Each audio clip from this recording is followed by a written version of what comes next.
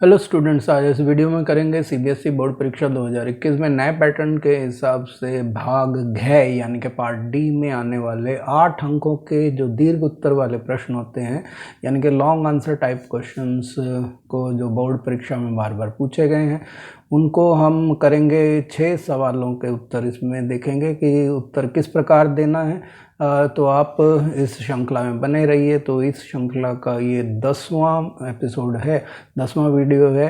अगर आपने पिछले 9 वीडियो नहीं देखे हैं तो प्लेलिस्ट में जाकर आप उनको देख सकते हैं। तो शुरू करते हैं वीडियो को। क्वेश्चन नंबर 24 के रूप में जो भाग डे शुरू होता है, पार्ट डी शुरू होता है, उसमें 24, 25 और 26 3 क्वेश्चन जो हैं वो 8-8 नंबर के आते हैं और तीनों में जो है इंटरनल चॉइस होती है, यानी कि आपको 2 क्वेश्चन मिलेंगे, एक अथवा के साथ मिलता है। तो उनमें से कोई सा एक आपको करना है। मैं इस वीडियो में आपको 6 के 6 क्वेश्चन कराने जा रहा हूँ। तो क्वेश्चन नंबर 24 का जो पहला वाला क्वेश्चन है वो है कि 600 ईस्वी पूर्व से 600 ईस्वी के दौरान ब्राह्मणीय निर्धारण के अनुसार पारिवारिक संबंधों और विवाह के नियमों का वर्णन कीजिए। तो इसका उत्तर इस प्रकार होगा कि पारिवारिक संबंध जो हैं उनको किस प्रकार से परिभाषित किया जाता था।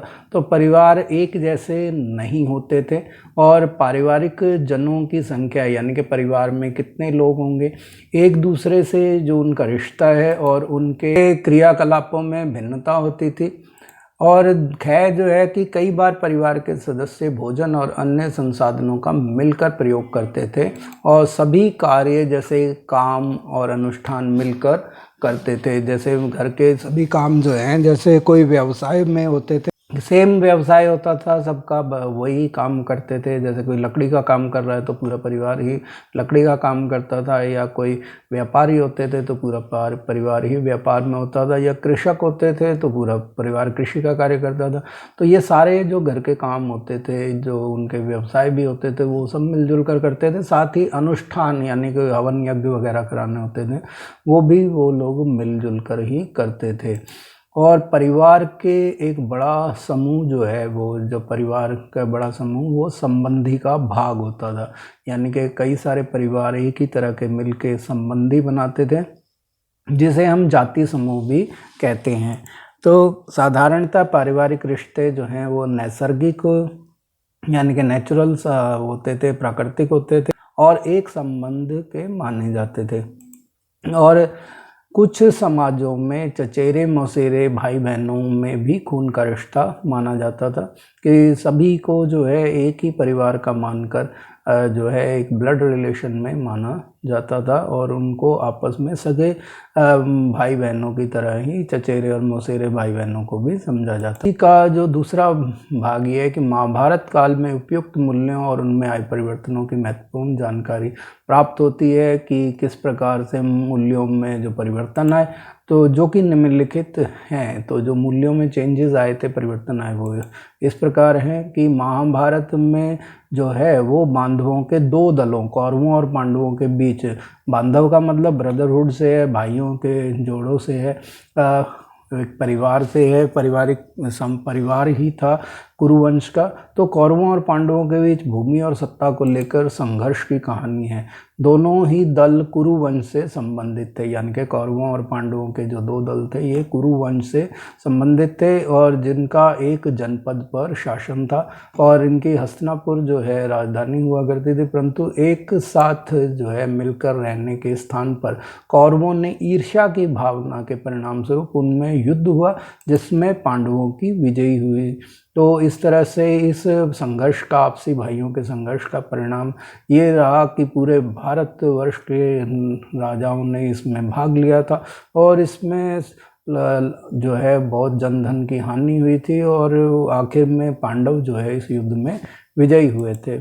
महाभारत की घटनाओं में जैसे घ्यूत क्रीड़ा या जुआ जो होता है, उसमें घ्यूत क्रीड़ा में धोखे से युधिष्ठिर को हराना, द्रौपदी का भरी सभा में चीरहरण करना, पांडवों को लाक्षागृह में जलाकर मारने के षड्यंत्र आदि अनेक घटनाएं हैं जो ये बताती हैं कि उस समय जो है पारिवारिक मूल्यों में गिरावट आ चुकी थी, क्योंकि जैसा कि हमने पहले पढ़ा है कि चचेरे ममेरे भाइयों को भी, फुफेरे भाइयों को भी अपना रक्त संबंधों में माना जाता था, लेकिन अब आपसी रक्त संबंधों का महत्व जो है वो कम हो गया था। महाभारत का समय आते आते उनमें गिरावट आ गई थी। तो महाभारत के समय तक पारिवारिक मूल्यों में गिरावट आ चुकी थी। तो विवाह के नियमों में मुख्य तत्व निम्नलिखित हैं। पहला जो कह है कि पितृवंश को आगे बढ़ाने के लिए पुत्र का होना महत्वपूर्ण था, यानी कि जो वंश पिता के हिसाब से चलते थे उनको बढ़ाने के लिए जरूरी था कि पुत्र जो है घर में जरूर होना चाहिए। और खै जो है उस समय बाहिरी विवाह पद्धति थी, यानी कि अपने गोत्र के बाहर विवाह किए जाते थे। इसके अंतर्गत पुत्रियों का विवाह अपने गोत्र के बाहर कर देना अपेक्षित था। और गै जो है उस समय 8 प्रकार के विवाह होते थे, जैसे कि देव विवाह और गंधर्व विवाह आदि। तो ये 8 प्रकार के विवाह होते थे। तो अंतर विवाह और बाहरी विवाह पद्धतियाँ भी शामिल थी। इसके अलावा बहुपत्नी प्रथा और बहुपति प्रथा, यानी कि एक से अधिक पत्नियां रखना, और बहुपति का मतलब होता है एक से अधिक पति रखना। तो ये जो है प्रथाएं भी उस समय प्रचलित थी। तो द्रौपदी का विवाह जो है वो बहुपति प्रथा का उदाहरण है। इसके अलावा सभी राजाओं के यहाँ बहुपत्नियां का विवाह होता था। जैसे राजा दशरथ के 3 पत्नियां थी, इसी प्रकार से जो पांडु है उनकी भी 2 पत्नियां जो थी। तो इस प्रकार से बहुपत्नी प्रथा का तो प्रचलन था ही, साथ ही साथ बहुपति प्रथा का भी प्रचलन था। यह है कि धर्मसूत्र और धर्मशास्त्र भी विवाह के 8 प्रकारों को स्वीकृति देते हैं। इनमें से पहले 4 प्रकार जो थे वो उत्तम माने जाते थे और बाकियों को निंदित माना गया। संभव है कि ये विवाह पद्धतियाँ उन लोगों के लिए प्रचलित थी जो ब्राह्मणीय नियमों को अस्वीकार करते थे, यानी कि जो ब्राह्मणों के नियमों में नहीं आते थे और जो आर्य नहीं थे, अनार्य लोग थे, तो उन लोगों के अंदर ये विवाह पद्धतियाँ जैसे राक्षस विवाह, पैशाच विवाह आदि ये प्रचलित नहीं थी। भी इसी का अथवा है 24वें क्वेश्चन का, वो है कि ब्राह्मणीय सिद्धांतों के संदर्भ में बंधुता और वर्ण व्यवस्था के आदर्श व्यवसायों का वर्णन कीजिए।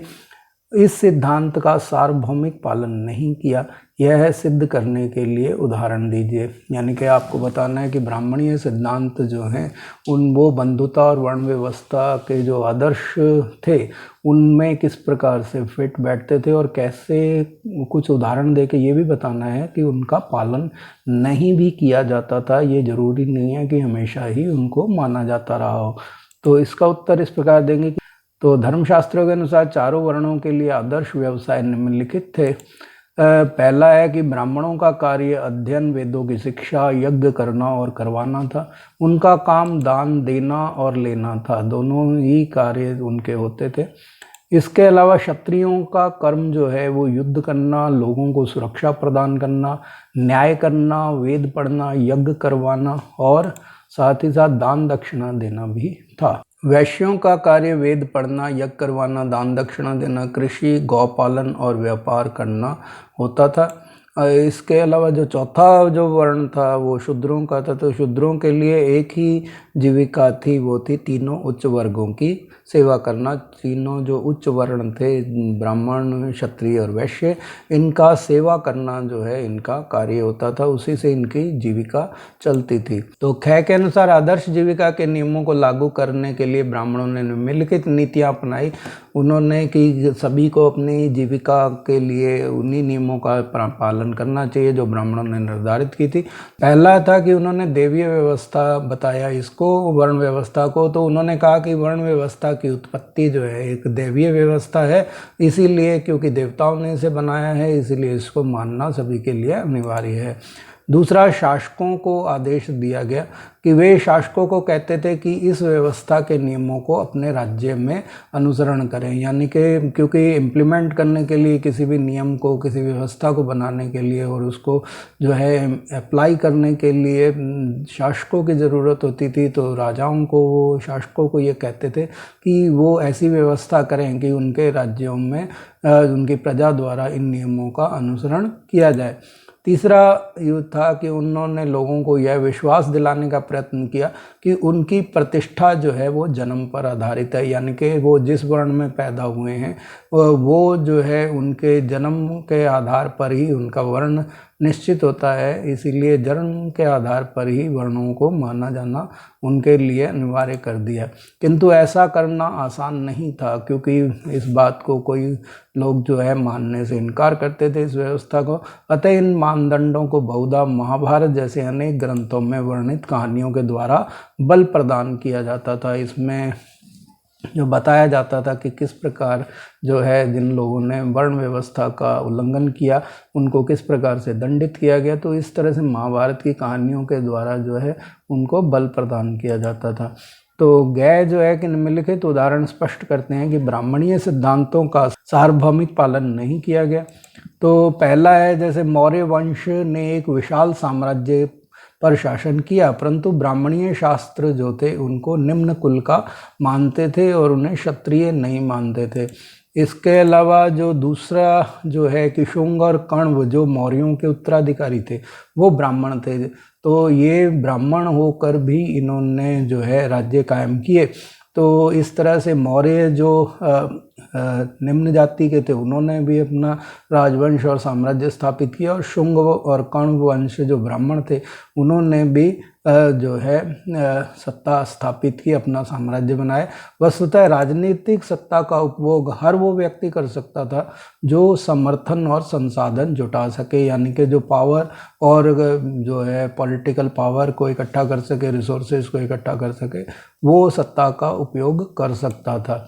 तीसरा जो है कि शक शासक जो मध्य एशिया से आए थे और ब्राह्मणों द्वारा उन्हें मलेच्छ, बर्बर, अन्य देशीय यानी कि अन्य देशों का माना जाता था, तो उनका प्रसिद्ध शासक राजा रुद्रदमन हुआ और उसके द्वारा सुदर्शन सरोवर, जिसका हमारे कई धर्म ग्रंथों में बड़े आदर सम्मान के साथ वर्णन किया गया है, उस सुदर्शन सरोवर का जो जीर्णोद्धार है उसकी रिपेयरिंग का काम जो है राजा रुद्रदमन ने कराया था, जो कि शक शासक था और उन्हें ब्राह्मणों द्वारा मलेच्छ, बर्बर या अन्य देशीय कहा जाता था। तो चौथा जो है वो थे सातवाहन शासक। तो सातवाहन शासक जो स्वयं ब्राह्मण थे, जबकि ब्राह्मणीय शास्त्र के अनुसार केवल क्षत्रिय ही राजा बन सकते थे। तो इसके अतिरिक्त सातवाहन कुल के सबसे प्रसिद्ध शासक गौतमी पुत्र श्री सातकर्णी ने स्वयं को अनूठा ब्राह्मण और क्षत्रियों का दर्प माने घमंड, तो दर्प का हनन करने वाला बताया था। तो वो कहता था कि मैं एक अनूठा ब्राह्मण हूँ जिसने क्षत्रियों के घमंड को चूर किया है। इसी का जो ख पार्ट है सातवाहन शासकों के बारे में कि सातवाहनों ने 4 वर्णों के मध्य विवाह संबंधों पर रोक लगाई, फिर भी शक राजा रुद्रदमन के परिवार से श्री सातकर्णी ने विवाह संबंध स्थापित किए थे। यानी कि सातवाहन शासक जो ब्राह्मण थे उन्होंने जो वर्णों के मध्य जो आपसी विवाह होते थे उसको अंतः वर्ण विवाह जो होते थे उनको रोक लगा दी थी, लेकिन फिर भी जो शक शासक रुद्रदमन था उन्होंने श्री सातकर्णी के साथ जो है वैवाहिक संबंध स्थापित किए थे। तो इससे पता लगता है कि सातवाहन शासकों द्वारा कई बार जो है इन ब्राह्मणीय नियमों की अवहेलना भी की गई थी। और गय है इसी सातवाहन शासक अंतः विवाह पद्धति का पालन करते थे, ना कि बाह्य विवाह का, जिसका वर्णन जो है ब्राह्मणीय ग्रंथों में है। यानी कि सातवाहन शासकों में जो विवाह जो होते थे वो अपने परिवार के अंदर, गोत्र के अंदर ही हो जाते थे, अंतर विवाह होते थे, जबकि ब्राह्मणीय ग्रंथों के हिसाब से बाह्य विवाह प्रणाली को श्रेष्ठ बताया गया था। और गय की सातवाहन शासकों की रानियों के नाम गौतम और विशिष्ट गोत्रों से उद्गृत थे, तो जो कि उनके पिता के गोत्र थे। तो उनके पिता जो गौतम और विशिष्ट गोत्रों से सातवाहन शासकों के रानियों के नाम निकले थे। तो इस प्रकार कुछ रानियां एक ही गोत्र की थीं और यह बही विवाह पद्धति के विरुद्ध था, यानी कि कई रानियां जो थी वो एक ही गोत्र से एक ही परिवार में ब्याह दी गई थी। तो इस तरह से बाह्य विवाह पद्धति के बजाय यहाँ पर अंतः विवाह पद्धति को अपनाया गया था। क्वेश्चन नंबर 25 है कि किलेबंदी की दीवारों ने न केवल विजयनगर के शहर को अपितु कृषि में प्रयुक्त आसपास के क्षेत्रों और जंगलों को भी घेरा था। इस कथन के प्रकाश में किलेबंदी के महत्व की व्याख्या कीजिए। तो इसका उत्तर इस प्रकार होगा कि किलेबंदी की राजगिरी संरचना थोड़ी शुंडाकार थी। गारे या जोड़ने के लिए किसी भी वस्तु का निर्माण में कहीं भी प्रयोग नहीं किया गया था, यानी कि पत्थरों को जोड़ने के लिए गारे या किसी भी ऐसे चिपकाने वाले पदार्थ, जोड़ने वाले पदार्थ का प्रयोग नहीं किया जाता था। पत्थरों के टुकड़े जो होते थे वो फनाकार थे, यानी कि एक खांचे टाइप में होते थे, जिसके कारण वे जो है एक स्थान पर टिके रहते थे। वर्गाकार और आयताकार बुर्ज जो है बाहर की ओर निकले हुए थे। इस प्रकार किलेबंदी का महत्व जो है निम्नलिखित प्रकार से होता था। तो पहला है कि मध्यकालीन युग में शासकों के मध्य युद्धों में घेराबंदियां कई महीने तक चलती थी। उनका उद्देश्य रसद या अन्न से वंचित करके शासकों को समर्पण के लिए विवश करना होता था।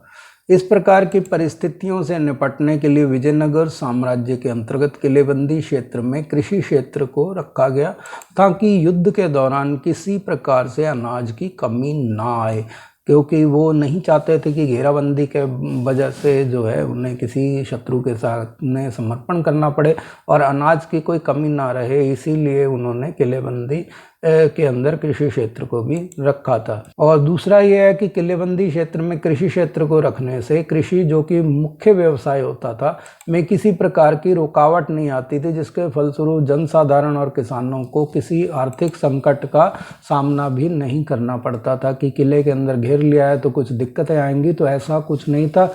कृषि कार्य जो लोगों का मुख्य व्यवसाय था, उसमें किलेबंदी के अंदर लेने से भी उसमें कोई रुकावट नहीं पड़ती थी। इस तरह से लोगों को आर्थिक नुकसान भी नहीं होता था, तो किलेबंदी करने में उनमें कोई दिक्कत नहीं थी। तो भूमि राजस्व राज्य के लिए आय का मुख्य साधन होता था। कृषि क्षेत्र के सुरक्षित रहने के परिणाम स्वरूप राज्य की आय में कमी नहीं आती थी, क्योंकि कृषि क्षेत्र उन्हीं के जो अंडर में रहता था, उन्हीं के कंट्रोल में रहता था।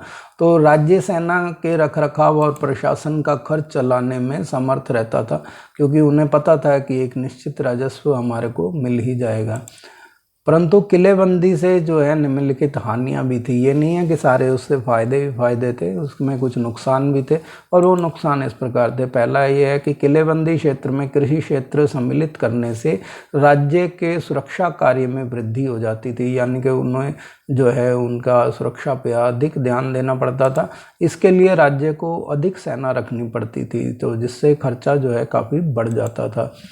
और दूसरा ये है कि यह एक महंगी व्यवस्था थी, क्योंकि कृषि क्षेत्र काफ़ी विस्तृत होता था, अतः उसकी सुरक्षा के लिए किलेबंदी पर अधिक धन खर्च करना पड़ता था। एक बड़े क्षेत्र को घेरने के लिए, उसकी चारदीवारी करने के लिए और उसकी सुरक्षा के लिए उन्हें बहुत पैसा खर्च करना पड़ता था, तो एक बहुत ही महंगी व्यवस्था थी।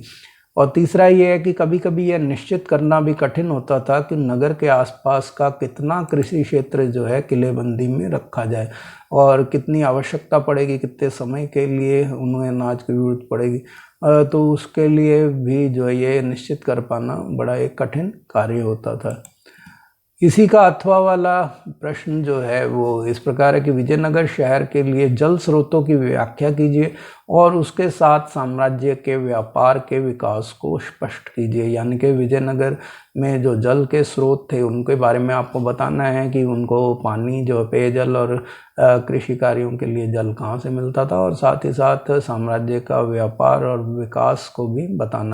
तो इसका उत्तर इस प्रकार होगा कि जल स्रोतों की बात करते हैं, जैसा कि पहले बताया, इसकी व्याख्या करने के लिए तो विजयनगर का क्षेत्र जो है प्रायद्वीप का, जो दक्षिण भारत है वो एक प्रायद्वीप है। प्रायद्वीप का मतलब तीन ओर से समुद्र से घिरा हुआ क्षेत्र जो होता है। तो ये प्रायद्वीप का सबसे शुष्क क्षेत्रों में था, यानी कि यहाँ पे वर्षा काफ़ी कम होती थी, अतः पानी के संचयन और उसे शहर तक ले जाने का व्यापक प्रबंध किया जाता था, जो कि निम्न प्रकार से था। पहला यह है कि विजयनगर कई पर्वत श्रृंखलाओं से घिरा हुआ था। इसमें तुंगभद्रा नदी द्वारा निर्मित एक प्राकृतिक कुंड है। यह नदी उत्तर पूर्व दिशा में बहती है, तो इसने एक वहाँ कुंड का निर्माण कर रखा था तुंगभद्रा नदी ने, तो वो नदी जो है उत्तर पूर्व दिशा में बहती है। और दूसरा यह है कि आसपास का जो भूदृश्य है वो रमणीय ग्रेनाइट की पहाड़ियों से परिपूर्ण था। जो शहर के चारों ओर एक करघनी का निर्माण करती प्रतीत होती है। इन पहाड़ियों में से कई जलधाराएं आकर नदी में मिलती थी, तो इससे जलधाराओं से जो है पानी जो है नदियों में जाता था और उनका उपयोग किया जा सकता था। तो लगभग सभी धाराओं के साथ साथ बांध बनाकर अलग अलग आकार में हौज बनाए गए थे। बांध बनाकर वहाँ पानी को रोककर वहाँ पर तालाब यानी कि हौज बनाए गए थे जहाँ पानी को संचित किया जाता था। और चौथा जो ये है कि चूँकि यह प्रायद्वीप का सबसे शुष्क क्षेत्रों में एक था, इसलिए पानी का संचयन और इसे शहर तक ले जाने का व्यापक प्रबंध करना आवश्यक था, तो उसके लिए नहरें आदि बनाई गई थी। सबसे महत्वपूर्ण हौजों में से एक का निर्माण 15वीं शताब्दी के आरंभिक वर्षों में हुआ, जिसे आज कमलपुरम जलाशय कहा जाता है। तो इस हौज का पानी नहर के माध्यम से आसपास के खेतों में सींचने और राजकीय केंद्र तक ले जाया जाता था। तो इस तरह से ये कमलपुरम जलाशय जो काफ़ी फेमस है, तो उसका उपयोग जो है नहरों के माध्यम से खेतों को सींचने और राजकीय केंद्र में उपयोग के लिए ले जाया जाता था। और छठा जो है हिरियान नहर की बात है, तो हिरियान नहर की रचना हुई थी।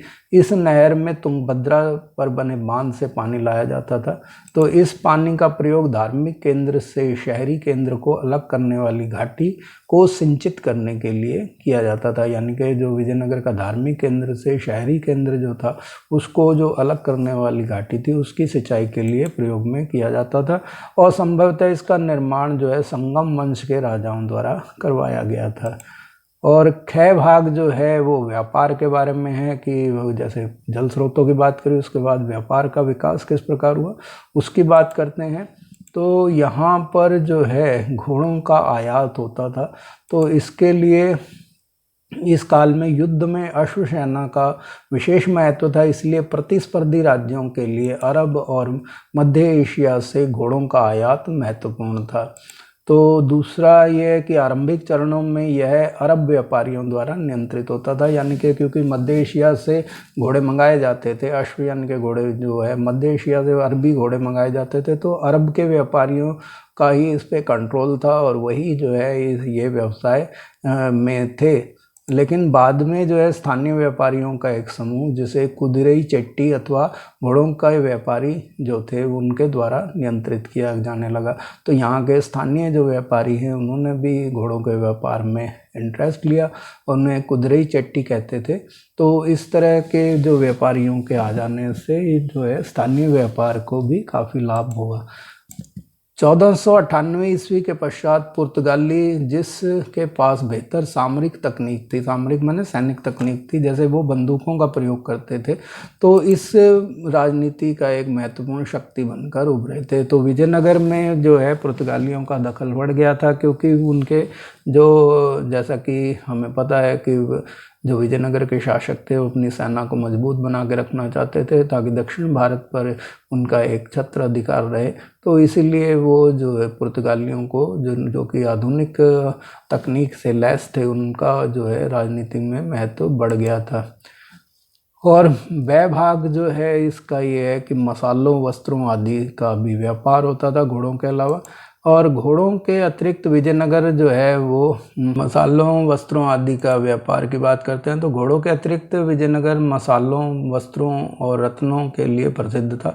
यहाँ के जो समृद्ध जनता थी वो महंगी विदेशी वस्तुओं की मांग करती थी, जिनमें रत्नों और आभूषण जो हैं वो मुख्य होते थे। तो वहाँ पर गहने और कीमती पत्थरों का जो है व्यापार वो भी बढ़ गया था, क्योंकि विजयनगर की जनता जो थी वो काफ़ी समृद्ध थी। इसके अलावा व्यापार से राज्य को राजस्व की आय होती थी, उन्हें ज़्यादा रिवेन्यू टैक्स मिलता था। इस प्रकार व्यापार का महत्वपूर्ण योगदान भी विजयनगर के विकास में रहा है। क्वेश्चन नंबर 26 है, 18वीं सदी के अंत तक बंगाल, बिहार और उड़ीसा में स्थायी यानी कि स्तंभरारी बंदोबस्त के बाद भी जमींदार राजस्व की मांग को पूरा करने में निरंतर असफल रहे। इस कथन का मूल्यांकन कीजिए। तो यहाँ इसका उत्तर होगा कि लॉर्ड कॉर्नवालिस ने 1793 ईस्वी में बंगाल, बिहार और उड़ीसा में स्थायी यानी कि स्तंभरारी बंदोबस्त लागू किया था। तो ये स्थायी बंदोबस्त में जो इस तरह से किया गया था कि इससे ईस्ट इंडिया कंपनी ने राजस्व की राशि फिक्स कर दी थी एक लंबे समय के लिए, जो कि प्रत्येक जमींदार को अदा करनी होती थी। यानी कि राजस्व एकत्र करने की जिम्मेदारी जो है जमींदारों को दी गई थी, जो कि जनता से, जो किसानों से जो उनको वो भूमि कृषि कार्य के लिए प्रदान करते थे, उनसे कर एकत्र करके ईस्ट इंडिया कंपनी को प्रदान करते थे। तो इसके अनुसार अगर कोई जमींदार अपनी निश्चित राशि नहीं चुका पाता था तो उससे राजस्व वसूल करने के लिए उसकी ज़मीन आदि की नीलामी कर दी जाती थी। तो उसकी संपत्तियों को नीलाम कर दिया जाता था और उस तरह से कर की राशि वसूल की जाती थी। तो दुर्भाग्यवश जो है स्थायी बंदोबस्त के पश्चात काफ़ी संख्या में जमींदार अपनी निश्चित राजस्व राशि को अदा नहीं कर पाए। इसके परिणाम स्वरूप उनके बकाया राजस्व की राशि में लगातार वृद्धि होती जा रही थी। तो उसके कई कारण थे कि उनके राजस्व राशि अदा ना कर पाने के। तो उनने जमींदारों द्वारा अपने राजस्व राशि अदा न कर पाने के जो कई कारण थे वो इस प्रकार हैं कि पहला ये है कि प्रारंभिक राजस्व मांगें जो हैं वो काफ़ी अधिक थी। प्रारंभिक मांगें ऊंची रखी गई थी ताकि भविष्य की कीमतों में वृद्धि और खेती का विस्तार होने से, क्योंकि कंपनी को ये उम्मीद थी कि अभी का जो अनाज की कीमतें कम हैं तो ये आगे आने वाले समय में महंगाई बढ़ने के साथ साथ कीमतों में वृद्धि होगी, तो उस और साथ ही साथ खेती का विस्तार भी होगा, यानी कि और लोग खेती में आएंगे और ज़्यादा भूमि को कृषि के लिए डेवलप किया जाएगा। तो उससे जो कंपनी को कोई नुकसान ना हो, इसीलिए पहले ही उन्होंने, क्योंकि उन्होंने जमींदार के साथ एक लंबे समय के लिए राशि फिक्स कर दी थी, तो इसीलिए कंपनी को नुकसान ना हो, इसलिए उन्होंने शुरू में ही जो मांगे थी वो बहुत ऊंची रख दी थी ताकि भविष्य में उनको नुकसान ना हो। और यह तर्क दिया गया था कि ज्यों ज्यों कृषि के उत्पादन में वृद्धि होगी कीमतें बढ़ेंगी और जमींदारों का बोझ जो है वो अभी शुरू में जो उन्हें ज़्यादा लग रहा है वो धीरे धीरे कम हो जाएगा।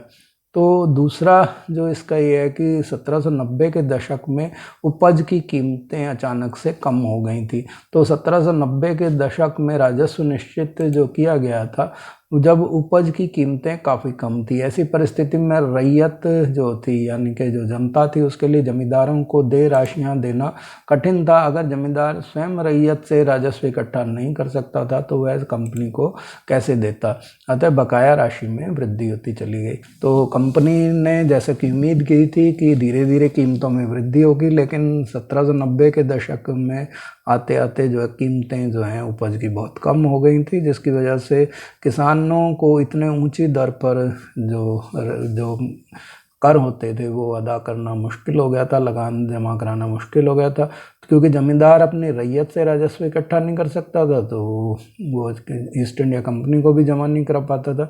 इस तरह से बकाया राशि जो है वो लगातार बढ़ती चली गई। राजस्व का असमान होना भी इसका एक कारण था कि राजस्व स्थायी रूप से निश्चित किया गया था, यानी कि एक फिक्स कर दिया गया था। तो फसल खराब हो या अच्छी, भुगतान की निश्चित तिथि पर होना आवश्यक था, यानी कि एक जो नियम था कि निश्चित तिथि में सूर्यास्त से पहले जो है उन्हें जो तिथि निश्चित की गई थी कि सूर्यास्त से पहले, सूर्य के डूबने से पहले कर जमा कराना आवश्यक था। अगर वो नहीं करा पाते थे तो उससे जमींदारी को नीलाम कर दिया जाता था। तो इस प्रकार से देखते हैं कि राजस्व जो राशि थी वो निश्चित कर देना भी इसका एक नुकसानदायक पहलू था, क्योंकि फसल खराब हो जाती थी या कीमतों में कमी हो जाती थी तो किसानों के लिए और जमींदारों के लिए कर अदा कर पाना बहुत कठिन होता था। तो जमींदार की शक्ति को सीमित करना भी एक बहुत बड़ा कारण था। तो स्थायी बंदोबस्त के अनुसार जमींदारों को केवल राजस्व एकत्रित करने और जिम्मेदारी के प्रबंधन का ही अधिकार था, उससे न्यायिक शक्तियां और शांति व्यवस्था का कार्य जो है वो छीन कर कलेक्टर को दे दिए गए थे। तो इस प्रकार से जमींदार की शक्तियों को कम कर दिया गया, जिसकी वजह से वो जनता से, रैयत से कर वसूल करना उनके लिए मुश्किल हो गया था।